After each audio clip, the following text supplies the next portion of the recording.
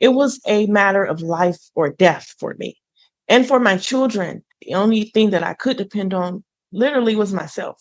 And so with that, it pushed me forward. And I began to understand that the things that I thought were bad could actually be good, right? Because if I could learn that lesson one time, I would never have to learn it again. Now that's the trick. We all contain magic. The question is, how do you contain your magic?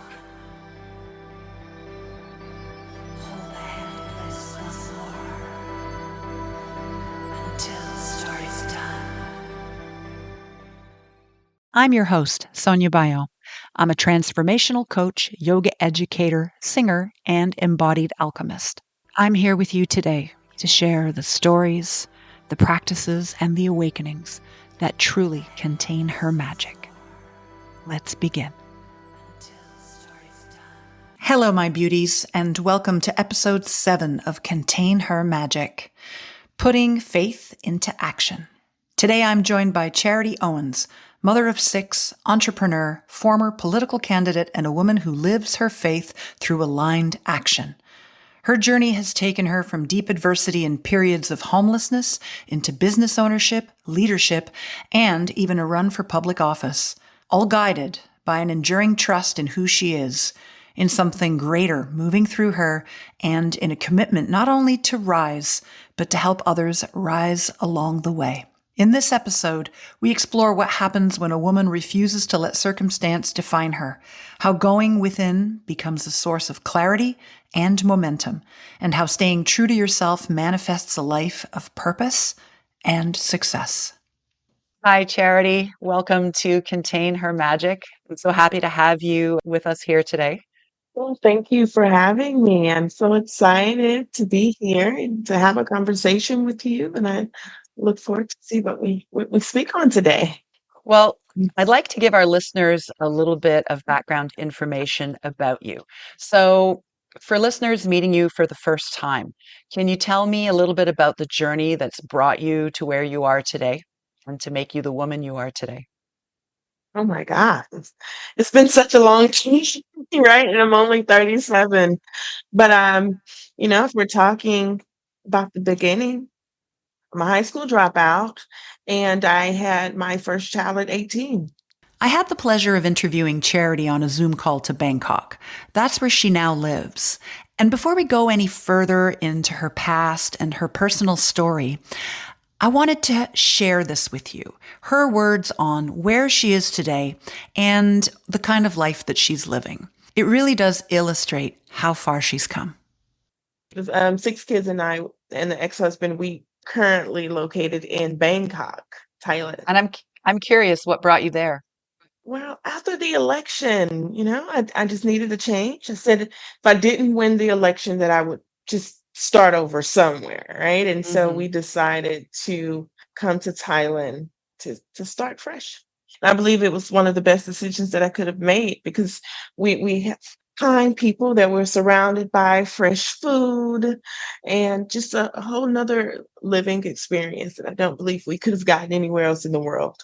So just place basically the roll the dice, put your finger on the map and say, out of the nice places that are possible, this one wins. Is that right? Something like that? Absolutely. And believe it or not, I'd never stepped a foot in Thailand before in my life before we moved here permanently. Yeah. So we're just building a whole new life, a whole new family. We've grown in such ways that I couldn't even imagine right now. We have a company here. We've already started our company. We have over 7 employees working. And we look to just continue to grow in whichever way the universe welcomes us.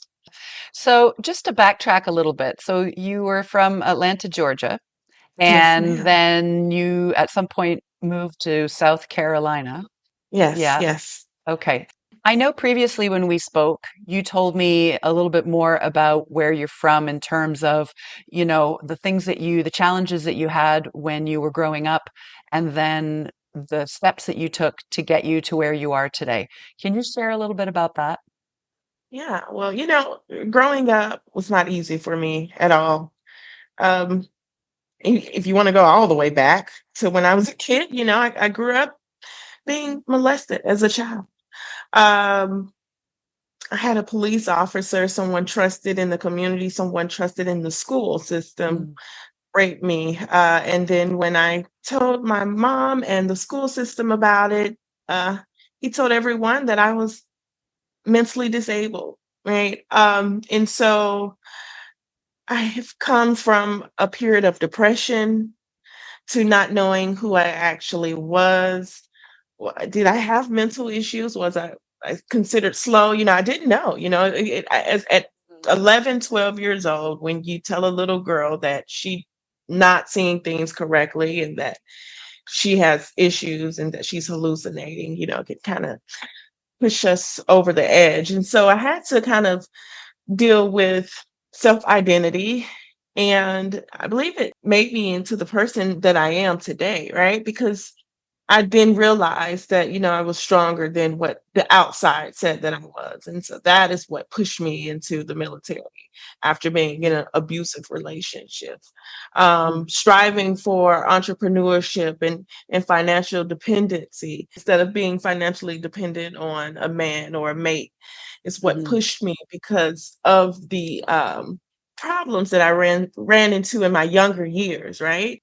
And we all like to say that hopefully those problems that you endure in the beginning are the only problems that you endure. And later on in life, life will open up and become a little bit more easier for you. And so I had a lot of issues growing up. I was a runaway, right? Mhm. I ran away from home for months. I had a missing child report. My face was everywhere in middle school. I was 14. And so just looking at my progress now, being a teenage mom, now Mhm. becoming a multimillionaire, making millions every year, living out of the country is just something that I couldn't imagine myself to be here and now in this Mhm. age, truly. Yeah. It truly is inspirational. And you did mention to me also that at some point that you were in a homeless shelter with two of your children. Is that right? Yeah. So from that point, then at what point were you in the military? Was it before or after that point? Could you believe that I was homeless during the military period? So I joined the military at age 19, 20, right? And I stayed in the military for 6 years. Hmm. So I was not full duty, full time. I was a reservist. They put me through school. And during that time, I faced some hardships on my own independently outside of my service duties. I didn't know. I was 22 with two children. I was pregnant at the time when I was homeless, and I went into a shelter. I stayed there for about 3 months. I went from being in a homeless shelter to being in an assisted living community. Stayed there for about 2 years. I finished my degree. And then Hmm. I decided to move out of that community. Now that is where the shift happened. And so I decided to break that chain, right? And break that Hmm. cycle and to move out before they put me out. I decided to pay regular rent. I decided to get off of government assistance myself to push myself to the next level. Yeah. And so from there, then how did you make that leap into entrepreneurship? So you told me that you went into real estate, and now I Yes, know that you are operating a home care franchise. Is that right? that is Okay. correct. So tell me a little bit about those moves. So, yeah, so I made the leap.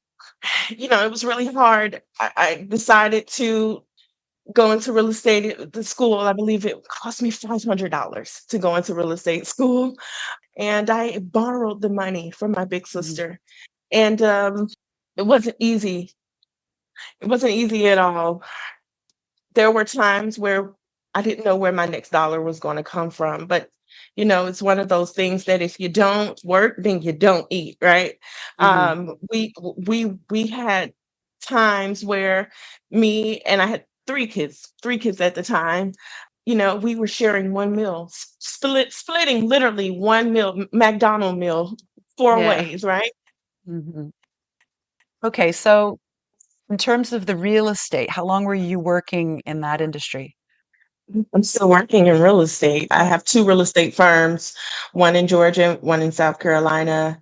Um, right now, we're working more so in the healthcare field, but I'll never retire out of real estate. That's my first love in terms of entrepreneurship. Amazing. Tell us about the healthcare. Yeah, so 2020, the pandemic time came around. We didn't have as much as work as we anticipated to have. And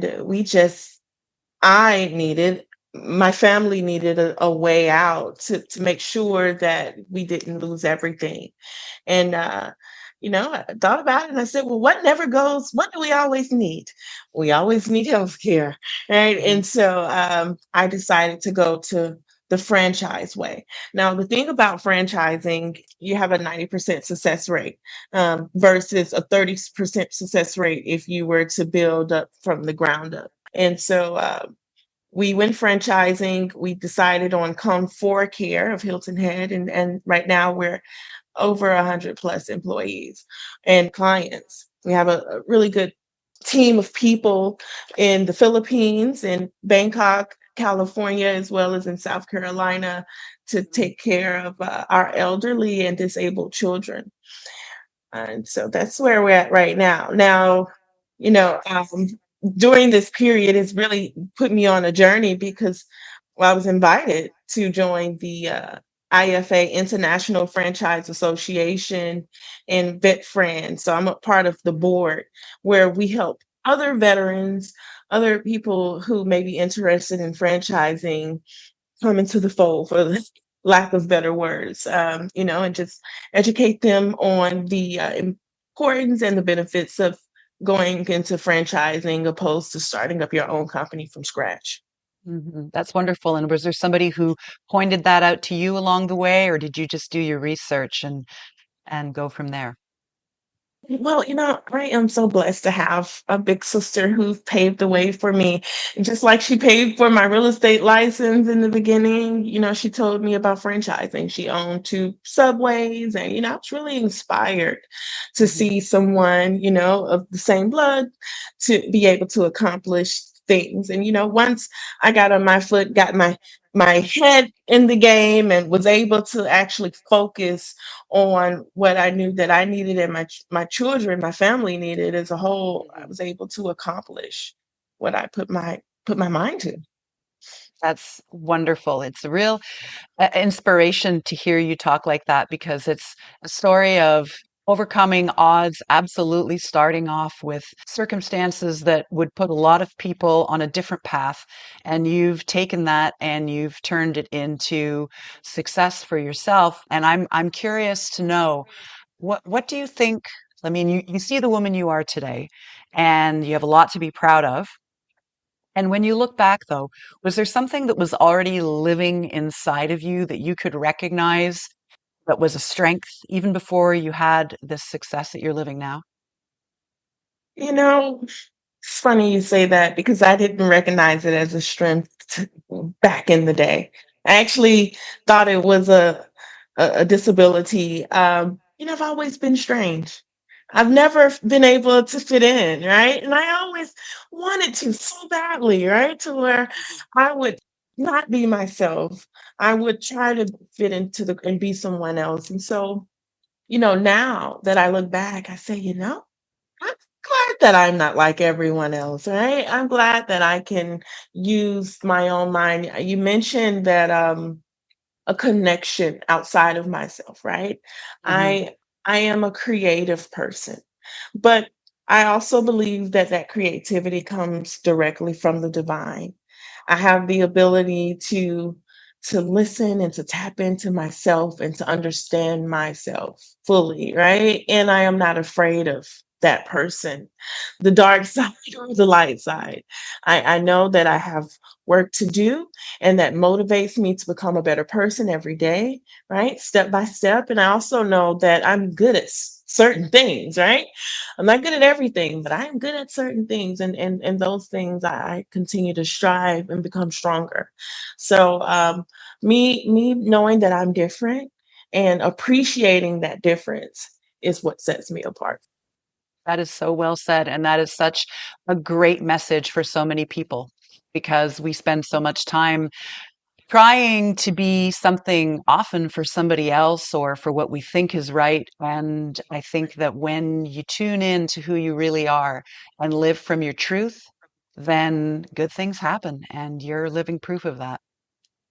Yeah. Yeah, yeah. What helped you understand that the difficult seasons of your life could shape you rather than stop you? I'll say what helped me to understand was the ability and the persistence to not quit. Every single day, we have a choice to either push forward or to cry about it, right? But unfortunately, and fortunately for me, I did not have that ability to stop because I had so many kids and I was a single mom. Hmm. And so I mentioned that I wasn't on as many government assistant programs as I could have been, and I put a little bit more pressure on myself than maybe I should have. But it was a matter of life or death for me, and for my children, having to give them a stable foundation, a roof over their head.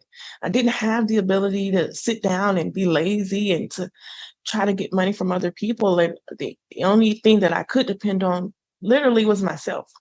Hmm. And so with that, it pushed me forward. And I began to understand that the things that I thought were bad could actually be good, right? Because if I could learn that lesson one time, I would never have to learn it again. Now that's the trick, right? Because Oh, sometimes that's we have to gold. learn it. That's so good. Sometimes we have to learn it more than once. And unfortunately that keeps us that holds us back when we're not Hmm. learning those lessons quick enough. And so, and even recently I had to kind of look within myself and say, all right, even though I didn't accomplish the goal, what did I accomplish? And how can I apply that to my life so that I can become a better person moving forward? Hmm. And sometimes those lessons are more valuable than the wins, you know, those hard lessons, those valuable lessons, they're priceless. They shape who you become based on how you take it in, how you move it forward, I think. And I think would I be right in saying you're referring to your experience in the political arena? We talked about all of your other endeavors and your entrepreneurship, but we didn't talk so much yet about your interest in politics. I'd like you to tell me what brought you there, what opened that door for you. Well, I'm a woman through and through. When I look at myself in the mirror, when I look at my children, I see the future, I see creators. And so the first thing that kind of stopped me in my tracks was the school system in South Carolina. Right. We have a huge discrepancy in regards to other states where we're number 49 out of 50. Thank God for Mississippi. We would be number 50. But so seeing that, I literally took all of my children out of the school system because we were going backwards in our learning. With that being said, I also saw women's rights being put on the forefront, us being not being able to just have basic needs that we fought for in the 1970s, and taking away our abortion rights, which are actual healthcare rights, in regards to making sure that we have safe pregnancies throughout the entire term. And that's particularly important in your case because you said to me that it could have been a medical issue if you were to have another pregnancy, and certainly you wouldn't be the only woman in that situation. Absolutely, absolutely. A lot of times, abortion it will be the only life-saving option. We have atopic pregnancies, septic pregnancies, the things that you have to move immediately, or the woman will lose her life, as well as I have 6 children. Imagine if Hmm. I was to get pregnant and not be able to take care of myself medically, the effect that it would have on my children. And so I Yeah. believe that, we need to kind of take a little bit deeper look in that, and kind of evaluate if getting our options right and getting Hmm. our priorities right. Yeah. Also, we had an issue in healthcare, right? I take care of the elderly in my community. 65% of the constituents in my community are 65 and up. And so, them not being able to have trauma care, where if they have a heart attack or a stroke, they're having to go Hmm. 45 minutes to an hour away. And so, I fought for their rights as well, to make sure that we have more hospitals built in the area. And we do. We have trauma centers coming up at the moment. So Yeah. I can see your mother's heart in everything you do. I'm here for people that can't help themselves. Yeah. And that shines through clearly. So, speaking about motherhood, how did becoming a mother change you in the way that you understand your strength? What was the awakening of motherhood for you? Having a child at 18 and not knowing herself, and having to go through those steps, and then having another child at 22. I can only say that as I grew, and I became different every time.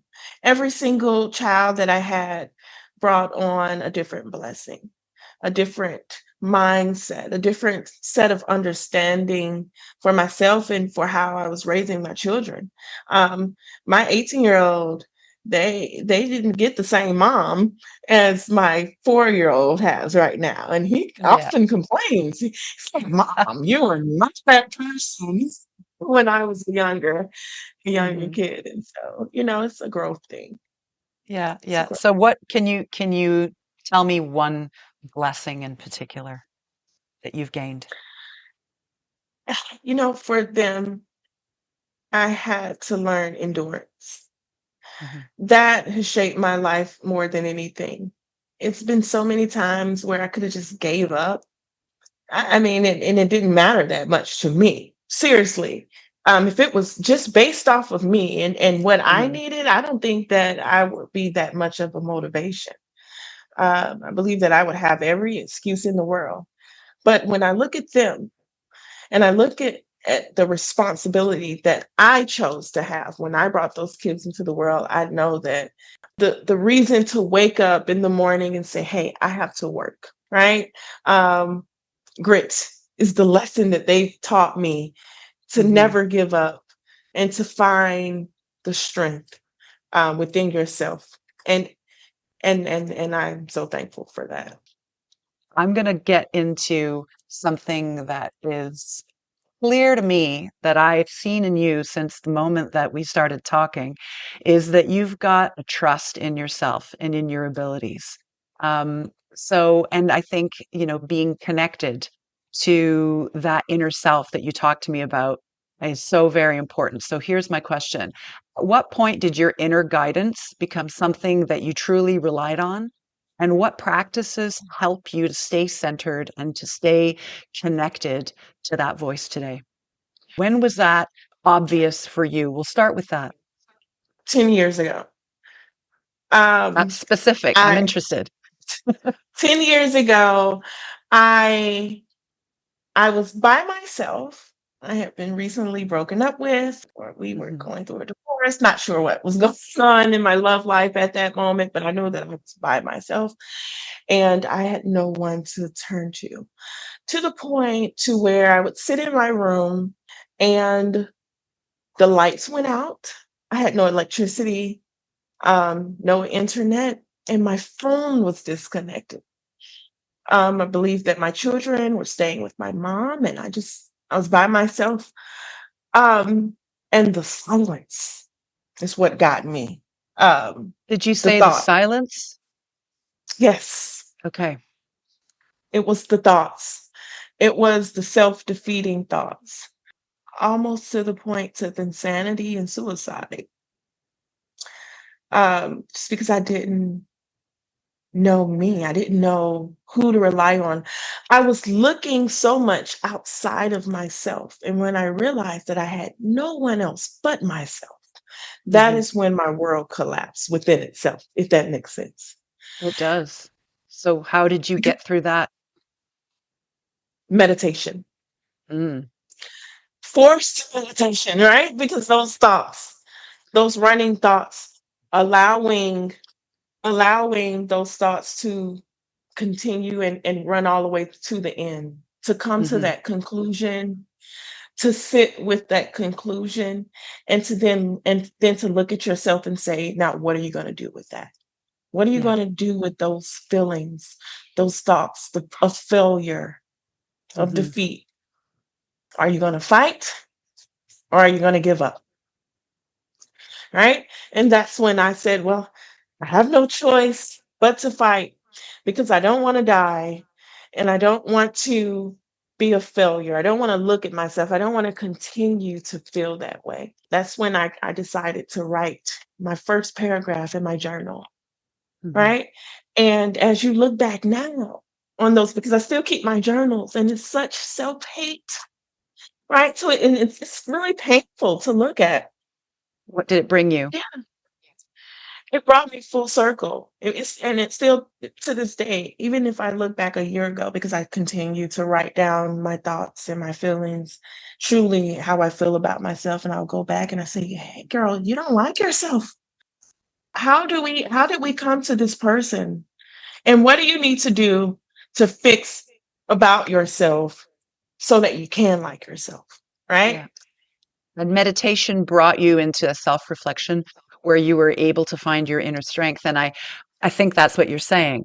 And what I'm going to come back to is, you said it happened 10 years ago, but when you share with me the story of your early childhood and how you moved forward through adversity, feel like that inner strength that you tapped into, think you may have always had it.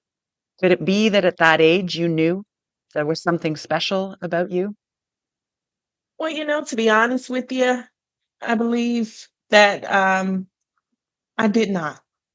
I believe I was at the lowest of the low when it Hmm. comes to self-worth.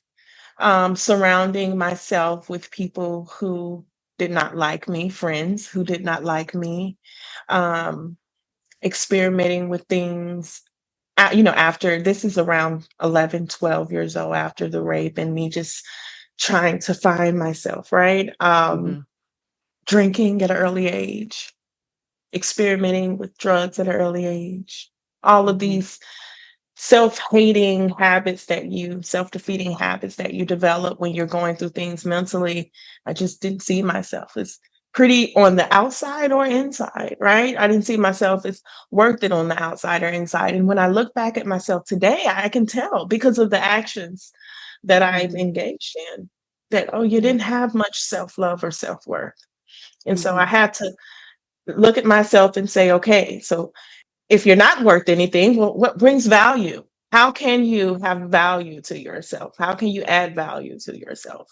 Even with 3 kids, you know, single mom, because a lot of people, they look at women when they have children as being devalued, right? Hmm. And so I even had to take on that outside concept of the world, right? Internally, that I had internalized for so many years.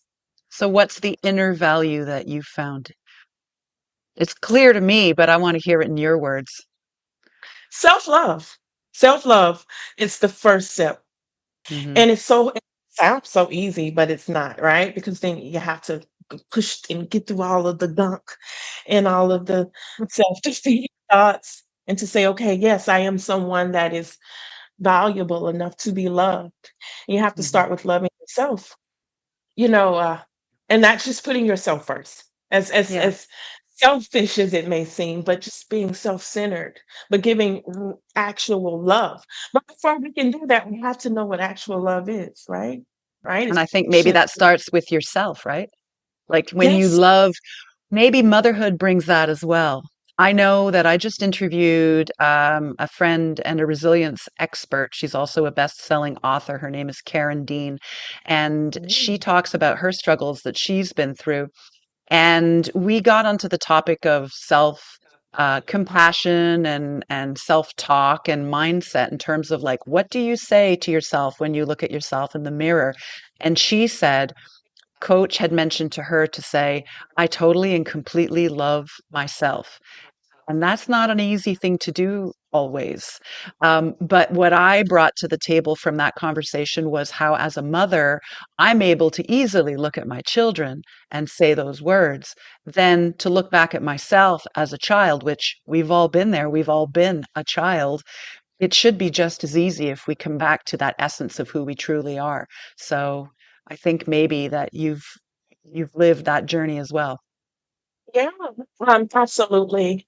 Again, if we think back really far, right? As far as you can think back, you're happy, you're free, and then you have these outside entities that push those thoughts and feelings into your mind, right? Hmm.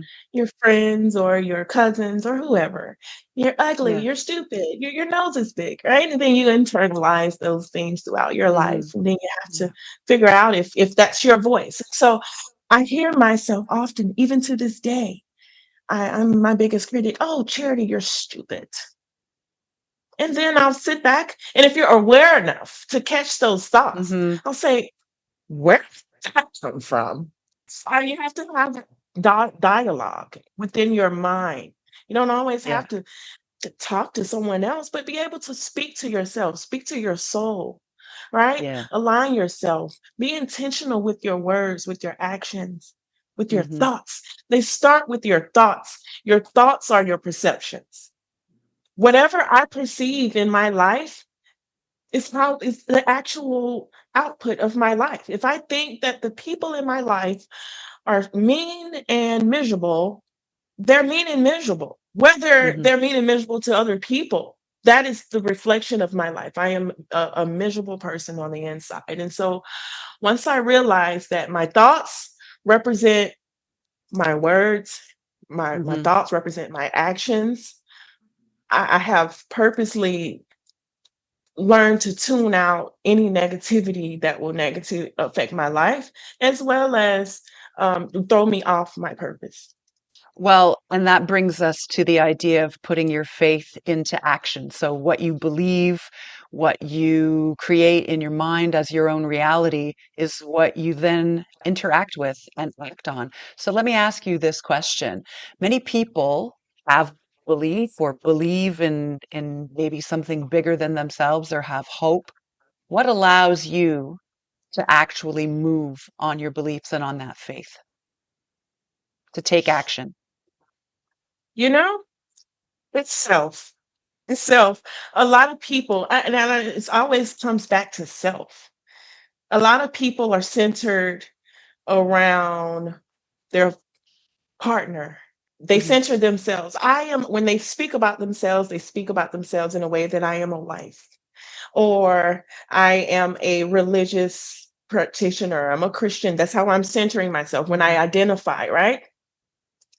But if I can identify myself to be a divine being, to be divinely connected with the universe or whoever that you believe in, then you will believe that the thoughts that you have come from the divine.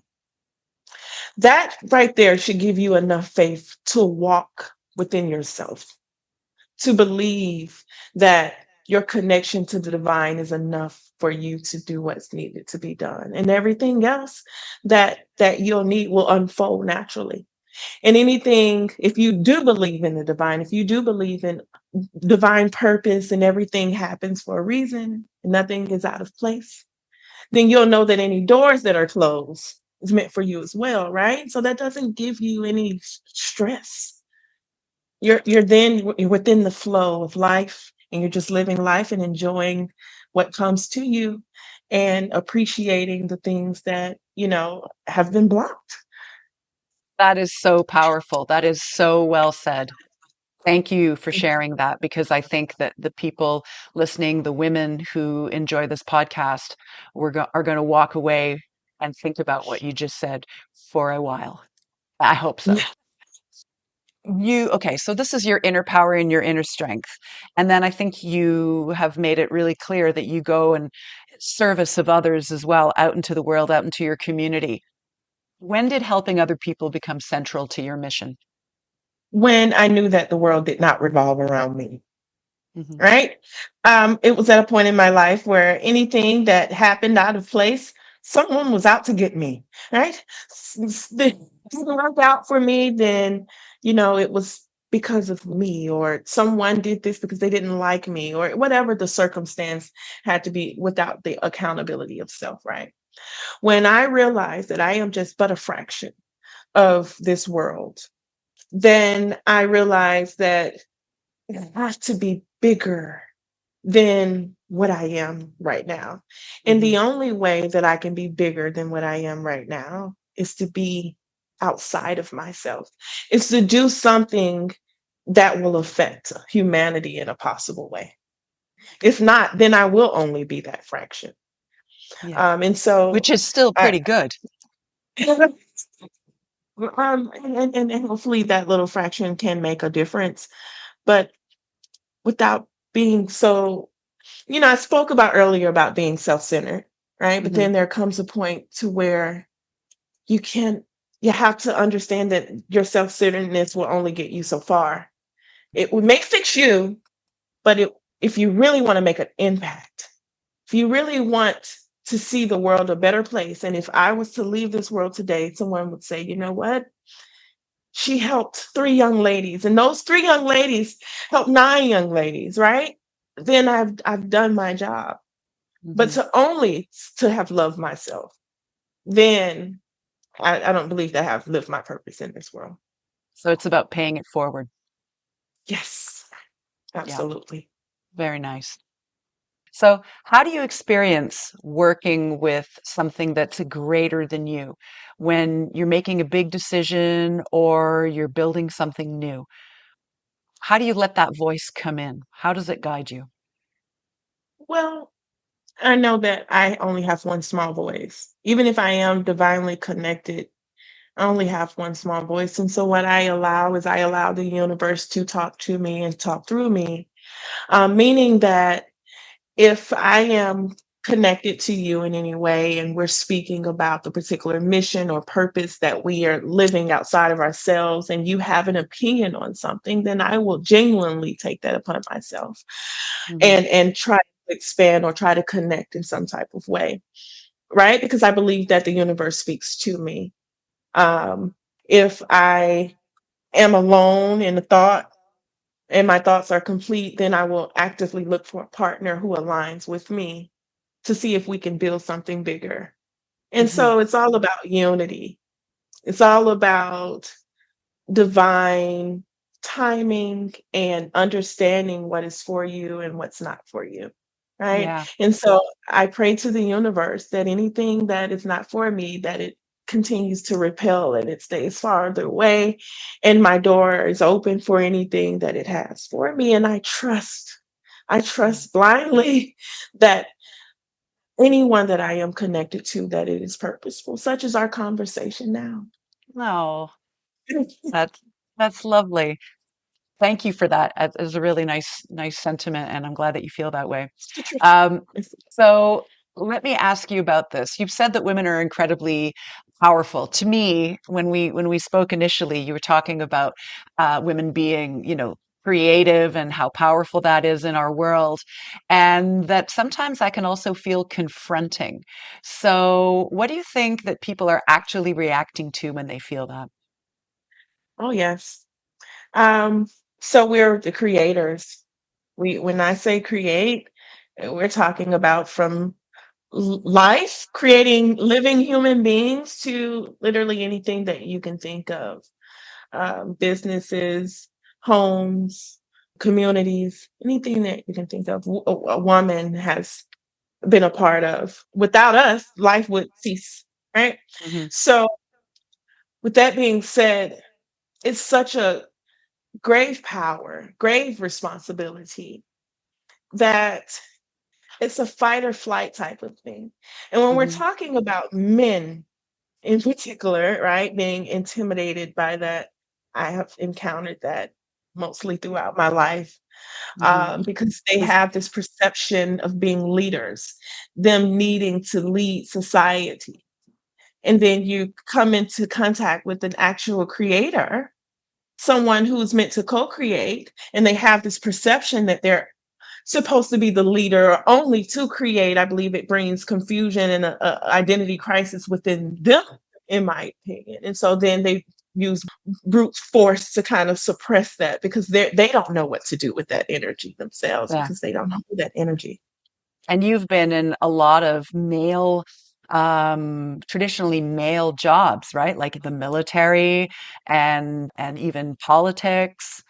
And now as an entrepreneur, like these are all, I think maybe a lot more now. There are women in entrepreneurial activities, but for a long time, being head of business or companies is a male oriented thing. So you've definitely been swimming in that water, haven't you?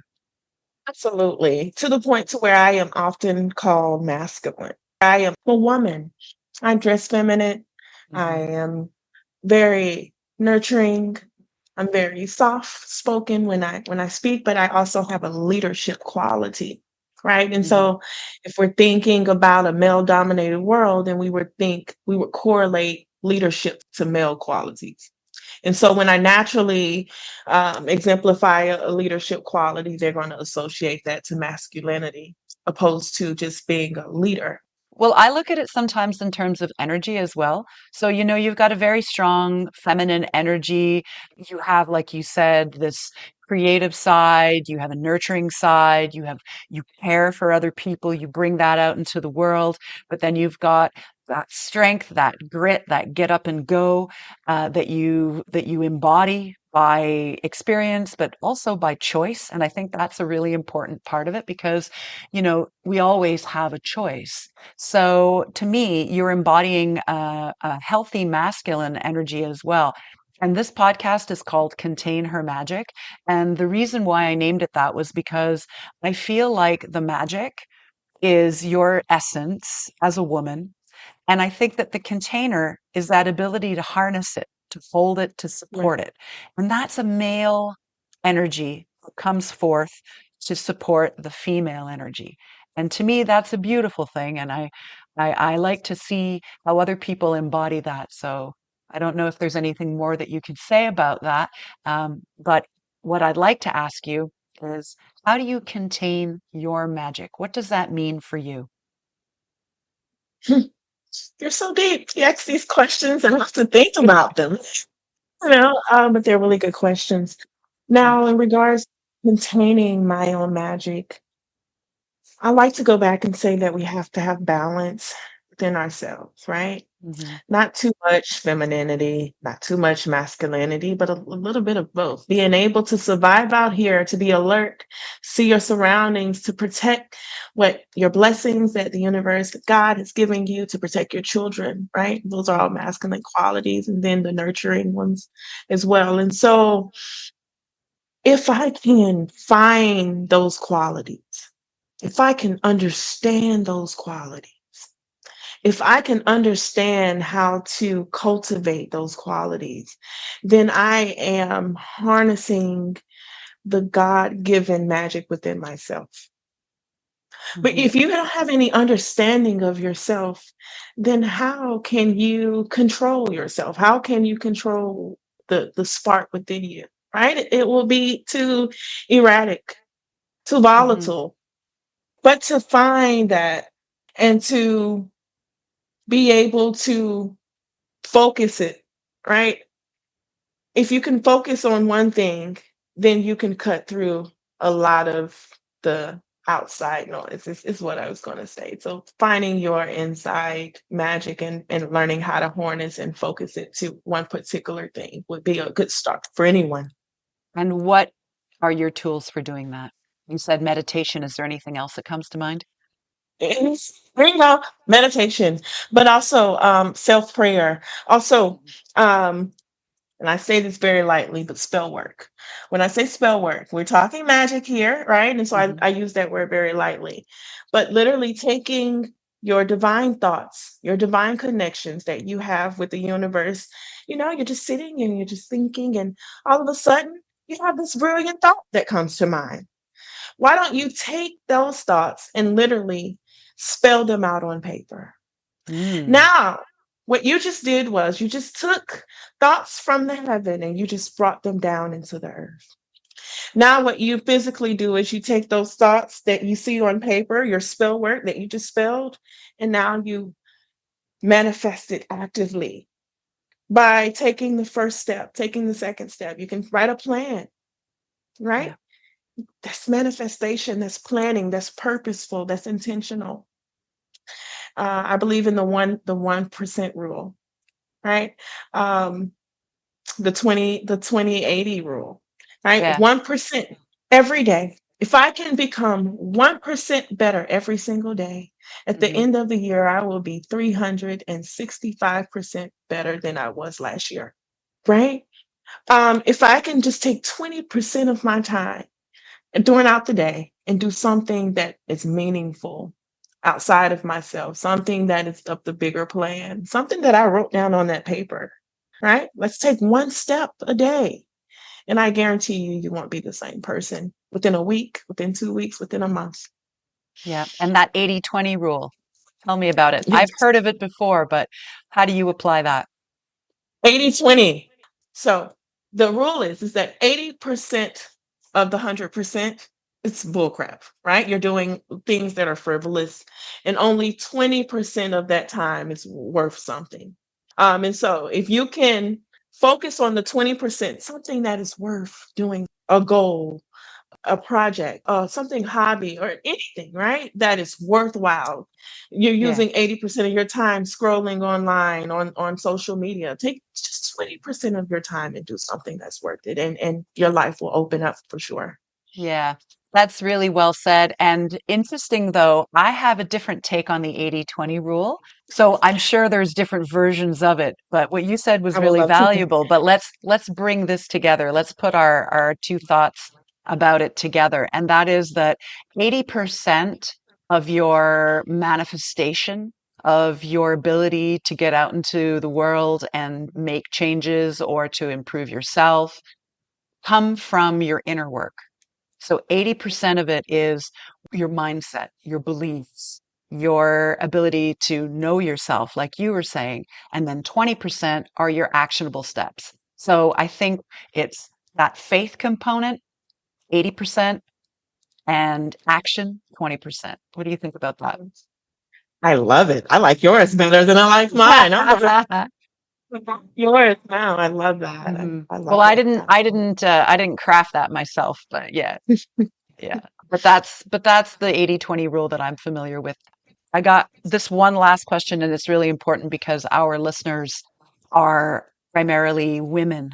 So you are a very inspirational woman, and I'd like to know for the woman who can feel her life asking for more, but is still learning to trust herself, how does she begin to put faith into action in real, tangible ways?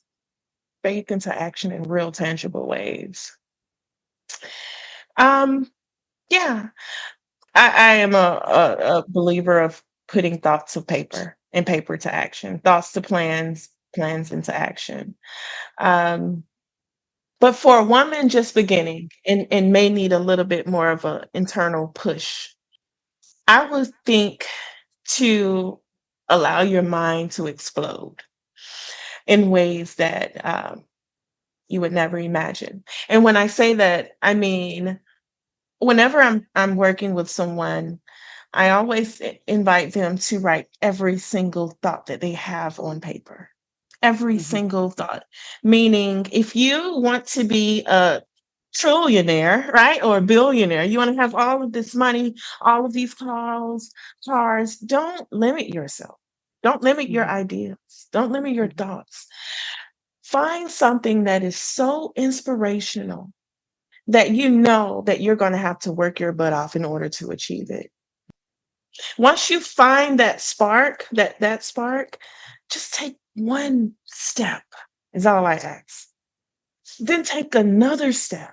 Just don't stop moving forward, because the day that you stop moving forward is the day that you lose. I lost.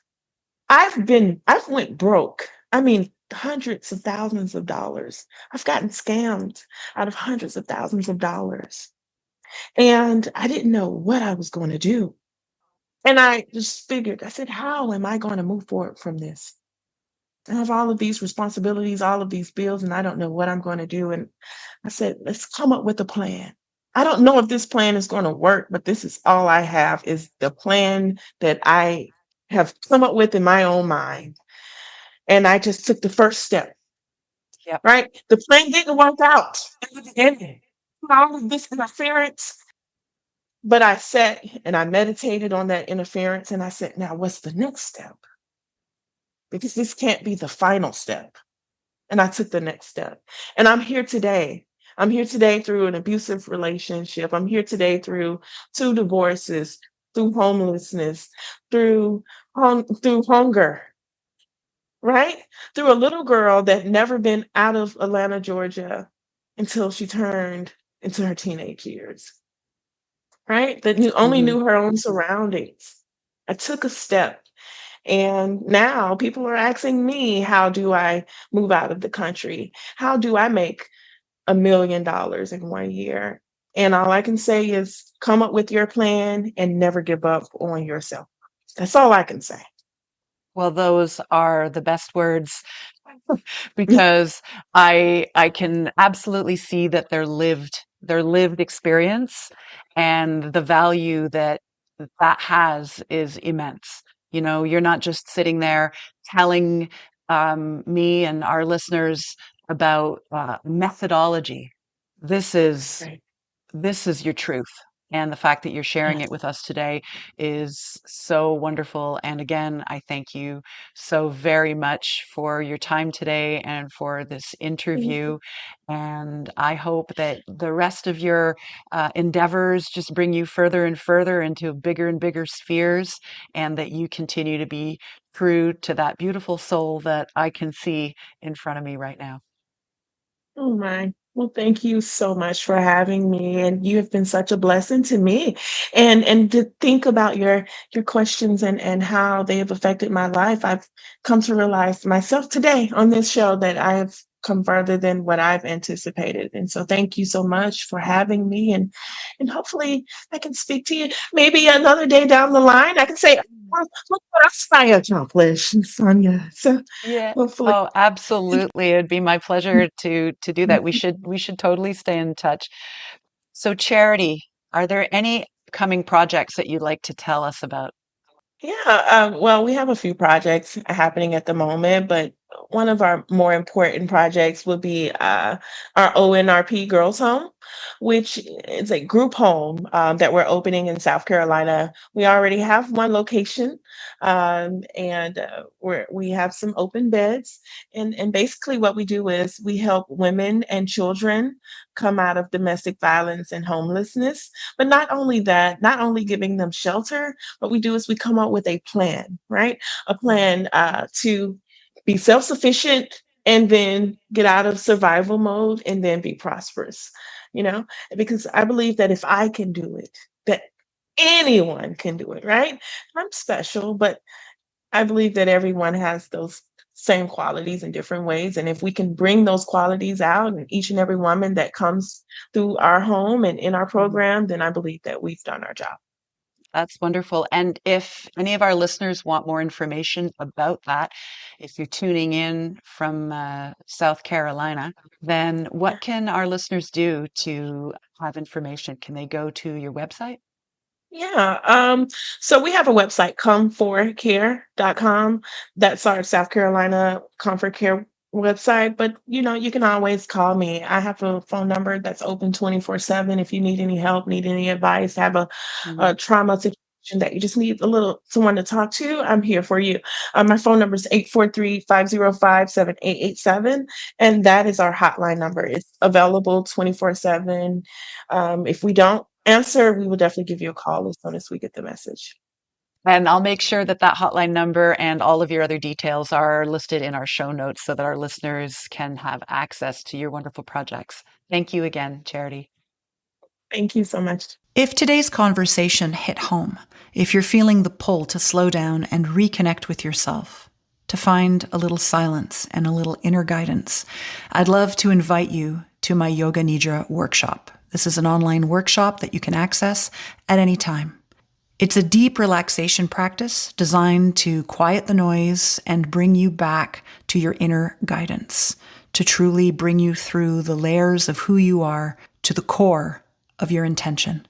Together, we'll work with intention, learning how to anchor it into your words and your words into lived, manifested reality. You'll create a personal mantra to help align what you say, what you believe, and how you move in the world. So your faith isn't just something you feel, but something you embody. You'll find all the details in the show notes. Before we close today, I'd like to offer you a guided practice inspired by Charity's experience. So take a moment now, wherever you are, to soften your body. Let your shoulders drop, let your jaw unclench. Take one slow breath in through your nose and exhale fully. Charity spoke about silence, about sitting with her thoughts, about realizing she had no one left to turn to but herself. And in that space, she began asking a different question. Not, why is this happening?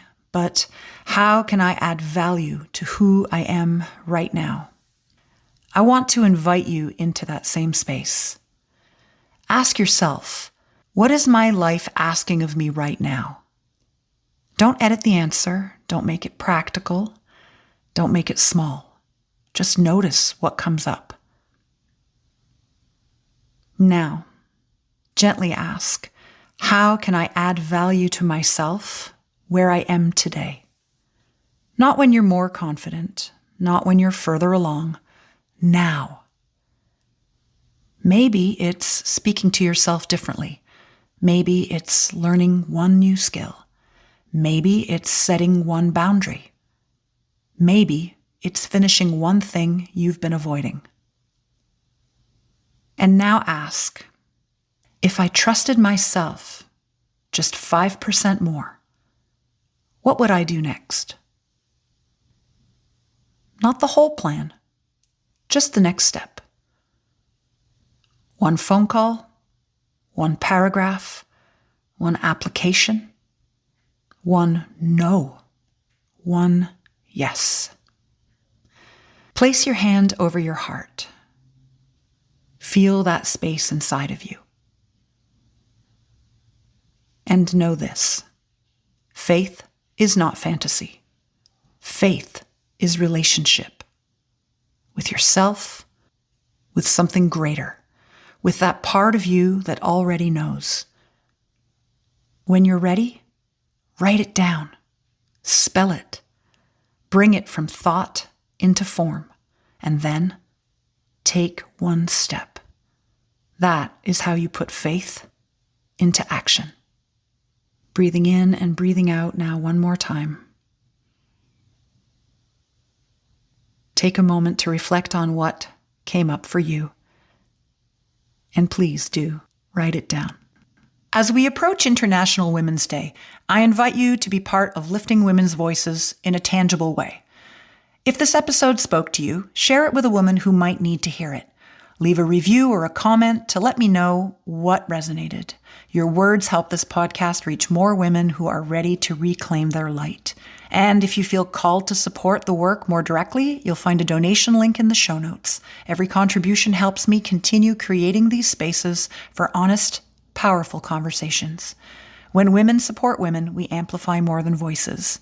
We amplify possibility. Thank you for being here today. Well, my lovelies, I hope you feel uplifted and inspired.